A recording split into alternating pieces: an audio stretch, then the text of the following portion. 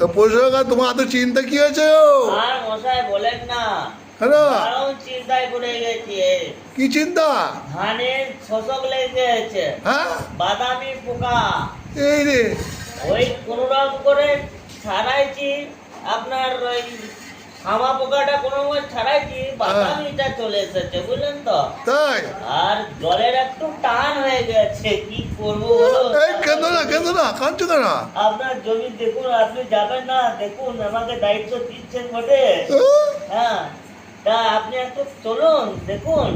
ঠিক আছে, ঠিক আছে, কেঁদো না, তুমি বেঁচে থাকো, আবার হবে, সে দেখা যাবে পরে। মরে গেলে বেঁচে থাকবো, করবো। বহু টাকা খরচা গেছে।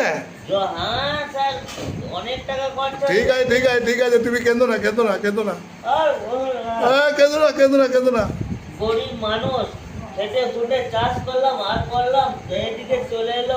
আর কেঁদো না, ঠিক আছে, হয়ে যাবে, ভগবান ঠিক করে দেবে, ব্যবস্থা করে দেবে, চুপ করো। হ্যাঁ, হ্যাঁ হ্যাঁ, ঠিক আছে।